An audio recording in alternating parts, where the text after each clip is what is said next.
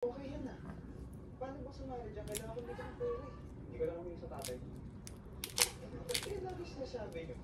Kapag kayo pa sa posisyon ko, manghihingi na lang kayo sa tatay niyo? Oo. Sabi ko, ayoko. Gusto ko sarili kong sikap. Yan tayo eh. Idol. Iba talaga to, may paninindigan. Hindi ito, seryoso talaga. Gusto kong sumali dyan. Paano ba? Apply ka lang online. Tapos, may isang requirements pero gago, madali lang.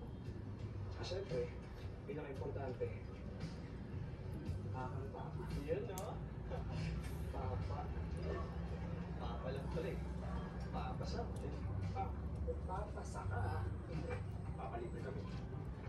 Papansit. Papansit, tol. Papansit ka. Pagkakasa ka. Pansit. Pansit. Hello. Hi, sir. Hi po tayo. Nag-iari po ako. Thank you. Baka may pa-pizza. Hindi, kasi nakapagbenta ako ng dalawang lumang TV ko sa Market O. Yun yung bagong online shop. Binibentahan ng mga second hand. Ganyan, 10,000 bibigyan ako. Pag-ganda na rin ka ng mga gamit sa para ko tayo. Ako kasi lang takot ako. Hindi kami marami mga ano din, yung fake accounts, yung mga ibang buyer at seller ng sa scam.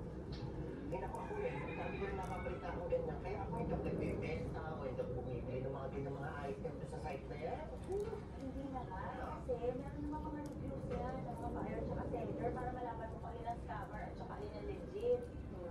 Alam mo, kung ako sa inyo, ibenta nyo na lang sa akin yung mga second-hand stuff ninyo. I'll give you a good rate. At saka isa pa, hindi nyo na po problemahin ang delivery, ang shipping. Para si Tone. I'll deliver it straight to your doorstep. Kung ako sa inyo, doon na lang ako sa online buyer. Kasi yun, posibleng scammer lang. Ito, compare. Kung piriya maluloko. Ito na lang kayang lumang laptop ko, ibenta natin. O yan, pwede pang gamitin yan. Ano pa ba ibang pwede? Yung figure. Mas mahal pa yata shipping fee kaysa dispresyo niyan. Yung DVD player. Wala nang gumagamit ngayon ng DVD player kasi lahat nakapanood na online. Diba? Ay, bibenta natin. Ben, itong sofa. Kasi tayo po. Hindi, yung pagbibenta natin, ito bibili natin. Kaya nga tayo nagbibenta para kumita eh. Hindi para lalong gumastos. Nag-iisip ka ba? Ikaw na lang kaya? Ako ay bibenta mo? Hindi, ikaw na lang mamili. Linawin mo kasi. Alam ko na! Yung air fryer! Nabigili ko yan nado sa akin. Hindi natin masyado ginagamit yun. Huwag yun. Pamprito ko ng hotdog yun. Please. Hoy, sige yung ano na lang, electric grill. Pang ano ko yun eh, pang ihaw ko ng hotdog yun eh. Hoy, sige, mga damit na lang. Bakit? Bumibili yan, box pang ukay. Ano, hotdog na naman. Yan eh,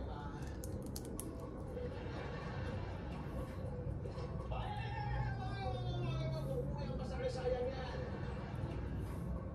Yan na kayo, ibenta natin. Akala ko ba magagamit na lang ito? Yan na kasi yung hindi ko magagamit sa atin. Sige, ano?